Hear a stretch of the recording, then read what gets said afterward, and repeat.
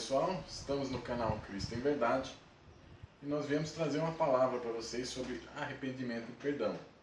Lembrando que em nosso último vídeo nós falamos sobre o nascer de novo em Cristo.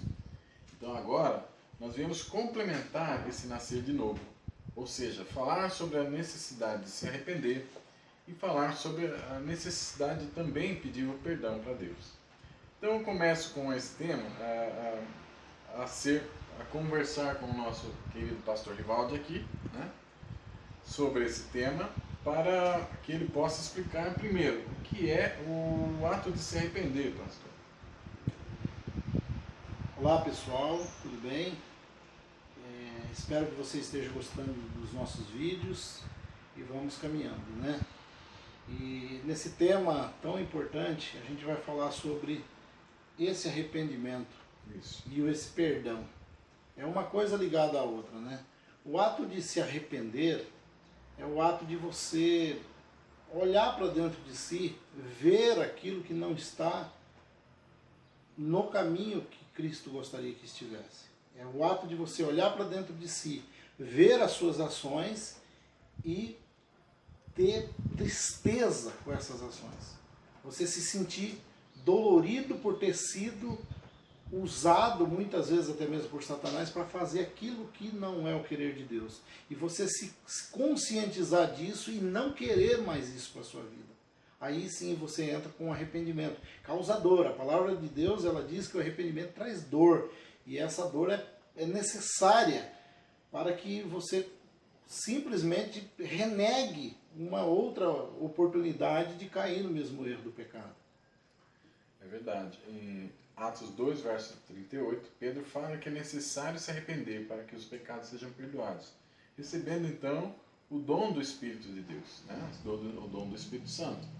Em outras palavras, se não houver arrependimento, não há perdão. Então continuamos rumo à morte, não é isso mesmo, pastor? Exatamente. A gente percebe dois personagens bíblicos que mostram muito bem essa diferença do arrependimento e do remorso.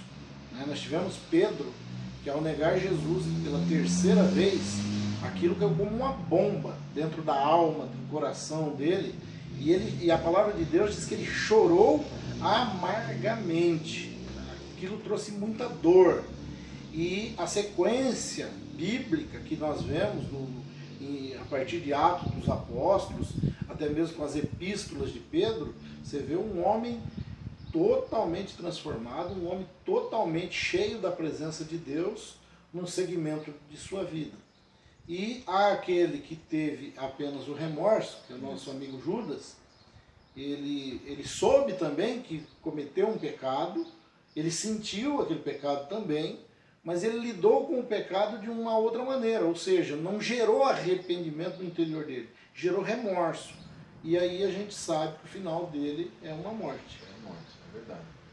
Há uma leitura na Bíblia, né, falando um pouco sobre a necessidade de mudar os caminhos, né, em Isaías 55, 7, 8, né, pastor? Existe. Eu vou ler aqui para a gente ver uma base bíblica bem bacana sobre esse tema. Isaías 55, 7, 8 diz assim, ó: deixe o perverso o seu caminho, o iníquo e os seus pensamentos. Converta-se ao Senhor, que se compadecerá dele, e volte-se para o nosso Deus, porque é rico em perdoar. Porque os meus pensamentos não são os vossos pensamentos, nem os vossos caminhos, os meus caminhos, diz o Senhor. Quer dizer, nesse texto fala claramente a necessidade de Deus, ele pede essa mudança do ser humano, essa alternância de caminho, né? Quer dizer, estamos indo para a esquerda, Deus está na direita, e a necessidade da gente fazer o retorno, né, pastor? Exatamente. O que Deus mostra para nós? Mostra que ele tem um plano definido para a nossa salvação, que ele nos deixou uma cartilha do segmento que devemos ter nessa vida, e que tudo que está contrário aos mandamentos de Cristo e que estamos, porventura, praticando, ele está pedindo: retorne, mude, Deixe o perverso o seu mau caminho. Ou seja, vá e, como nós falamos lá nos vídeos anteriores, faça a conversão. Mude a sua maneira de pensar, a sua maneira de agir, e para isto temos o nosso manual, que é a palavra de Deus. Ou seja, meditemos na palavra e busquemos com todo esforço viver a palavra. Não adianta só conhecer a palavra, mas não praticar a palavra. Conhecer a palavra e não praticar a palavra é a mesma coisa do remorso. Conhecer a palavra, lutar para viver a palavra, isso sim são amostras de arrependimento, amostras do querer de uma nova vida. Fazendo essa comparação até interessante de Pedro, o ato de Pedro se arrepender, e o ato de Judas ter um remorso, né? A gente vê ali em Coríntios 2:7, verso 10, porque a tristeza, segundo Deus, opera arrependimento para a salvação, da qual ninguém se arrepende, mas a tristeza do mundo opera a morte. Então, pastor, assim, existem dois tipos de tristezas na nossa alma, né? E talvez fazer um pouquinho mais dessa explicação sobre o que é esse arrependimento, né? Então, talvez o pessoal em casa tenha uma dúvida. Poxa, eu estou ainda com dúvida. O que é arrependimento e o que é remorso, né? Talvez ele explicar um pouco assim para o pessoal qual é a diferença crucial entre os dois sentimentos. Então, o arrependimento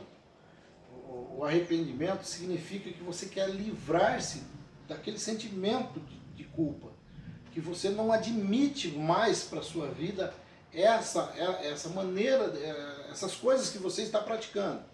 Esse arrependimento, ele faz com que o sentimento seu, que a sua alma se escureça numa tristeza muito profunda.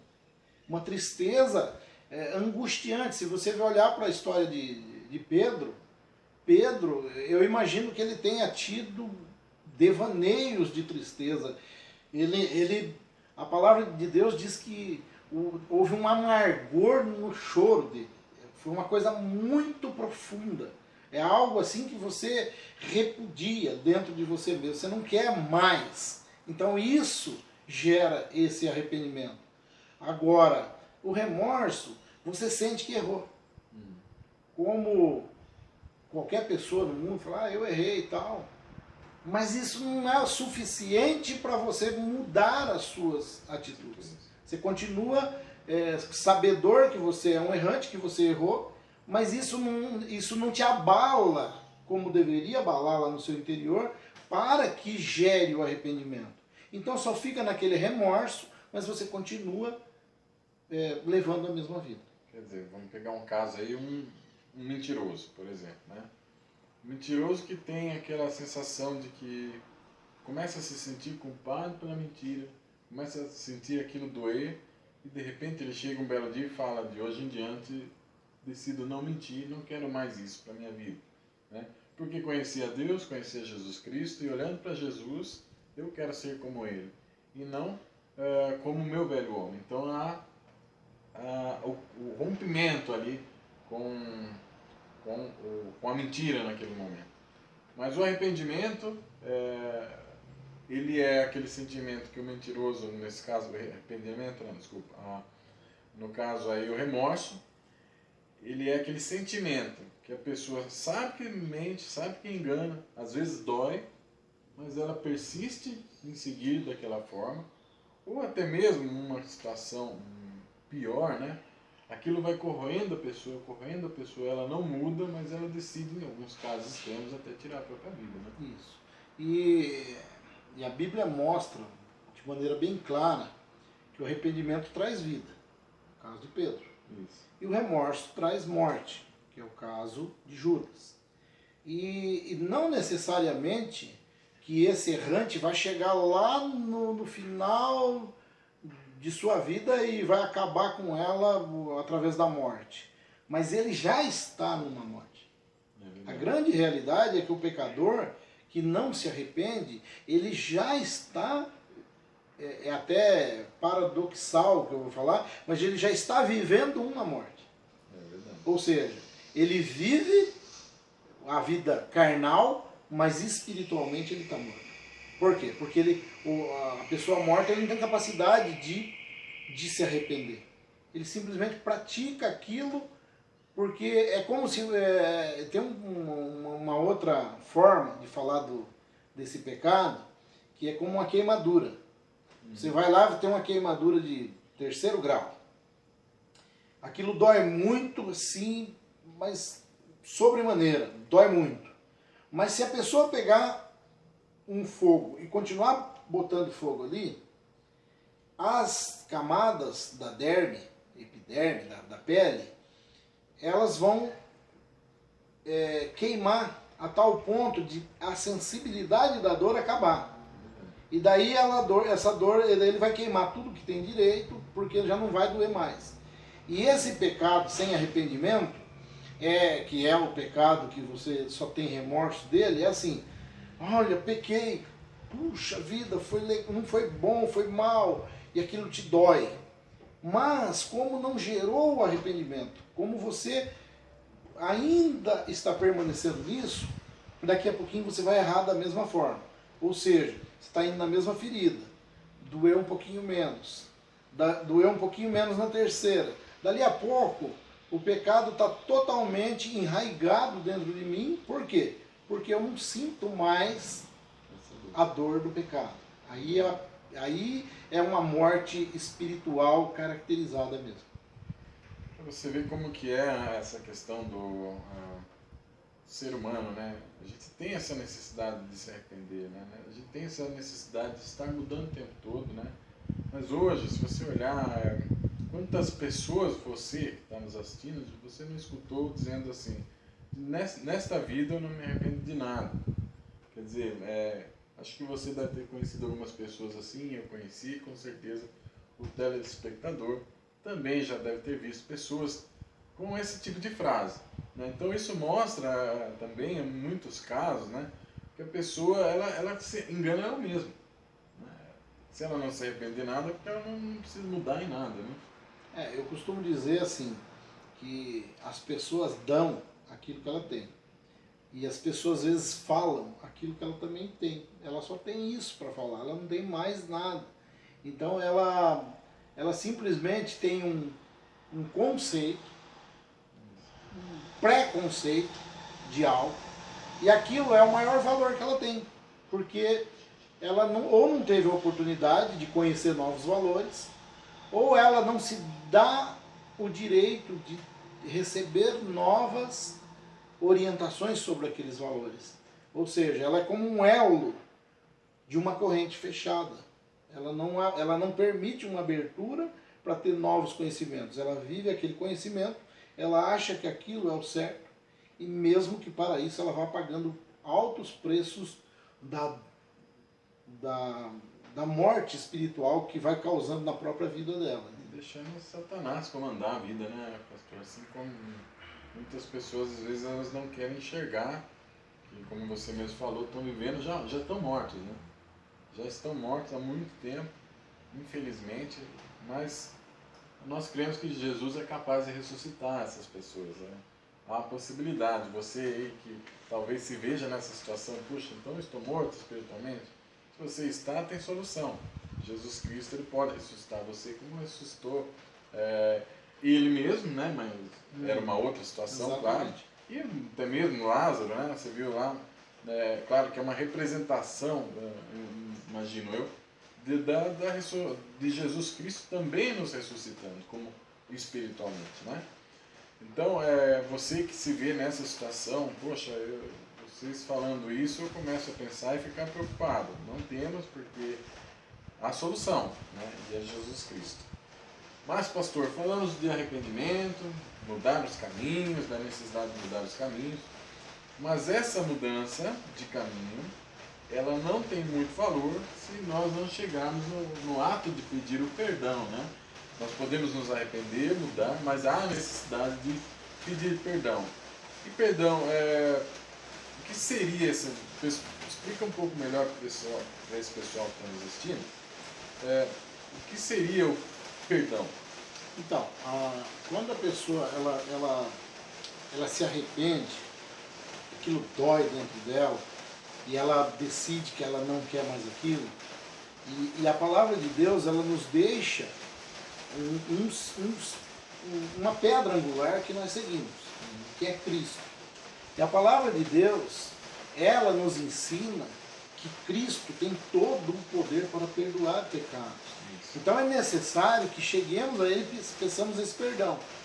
E Ele vai trazer esse perdão. O que seria o perdão? É o ato dele pegar aquela culpa que tem dentro de nós, e Ele está tirando essa culpa.